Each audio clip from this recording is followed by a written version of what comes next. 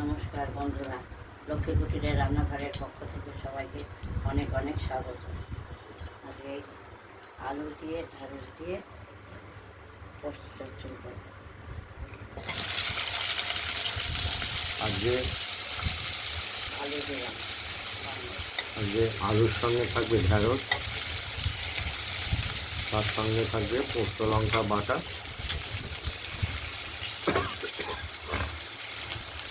আলুটাকে আমরা ভেজে নিচ্ছি আগেই, এবার ঢ্যাঁড়সগুলো দিয়ে দেবো।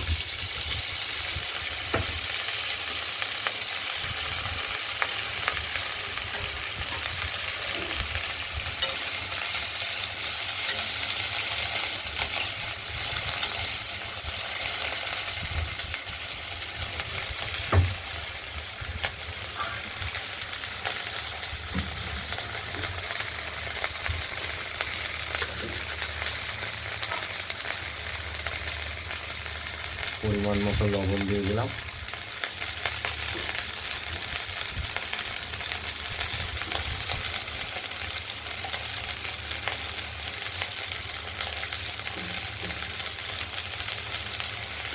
হলুদও দিয়ে দিলাম সামান্য পরিমাণে।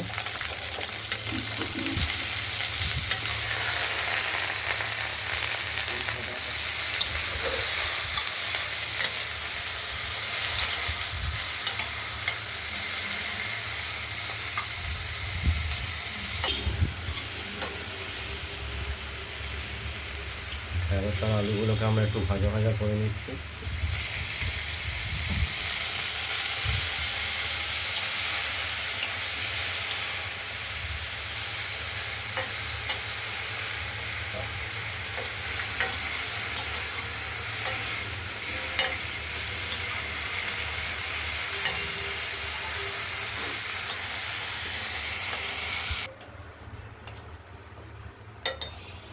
আমরা ঢ্যাঁড়স আর আলুগুলোকে ভাজার পরে একটু জল দিয়েছি, আলু দিয়েছি, সেই জন্য একটু সেদ্ধ করতে আলুটাকেও সেদ্ধ করে নিতে হবে।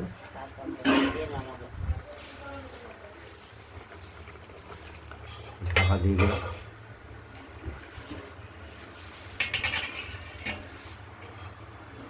আর এদিকে আমরা এই ঢ্যাঁড়স আর আলুর মধ্যে যে পোস্ত বাটাটা দেবো সেটা আমরা বেটে নিচ্ছি। পোস্ত আর কাঁচা লঙ্কা পরিমাণ মতো নিয়ে নিয়েছি, নিয়ে এটা বেটে নেব। বাটা হয়ে গেছে। আমরা পোস্তটি বেটে বাটিতে তুলে নিয়েছি। পোস্ত আর কাঁচা লঙ্কা আর এদিকে সেদ্ধ হয়ে গেলে জিরে কাটছি, একটু মিষ্টি দিয়েছি, পোস্ত বাটাটা দিয়ে দিলাম।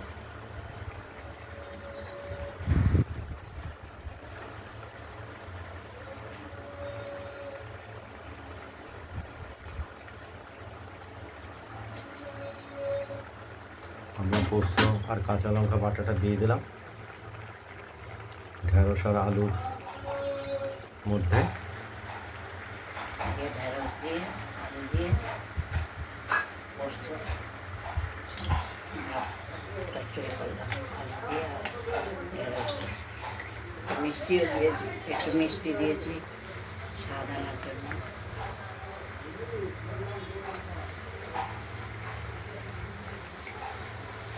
আমরা লবণটা এবং ঝালটা দেখে নেব।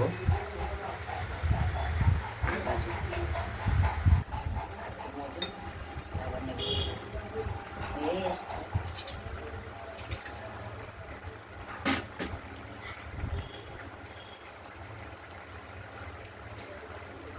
ঠাকুরকে এত দেখে, ঠাকুর বুকের যন্ত্রণা হয়, তাও নেও না কেন? দেখাতে থাকো, কত মিনিট হয়েছে, এখন ঢুকতে হবে না, এখানে ঘুরে ঘুরে এখানেই ঘুরে ঘুরে জানো কিসের জন্য দোকানে আসে দেখা করতে।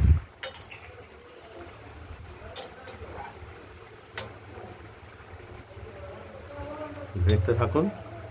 হয়ে গেছে, ঢ্যাঁড়স আর আলুর পোস্ত দিয়ে চচ্চড়ি বা ভাপা হয়ে গেছে।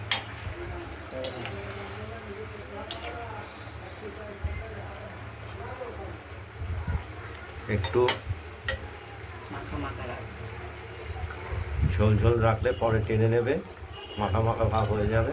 এই ভিডিওটা যদি ভালো লাগে লাইক করবেন, কমেন্ট করবেন, আর রান্নাবান্নাটা যদি ভালো লাগে সাবস্ক্রাইব করবেন।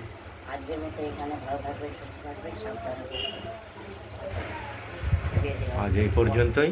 আগামী দিন পরের নিত্য নতুন রান্নার ভিডিও রেসিপি নিয়ে এসে হাজির হব আপনাদের কাছে। আজ এই পর্যন্ত, নমস্কার।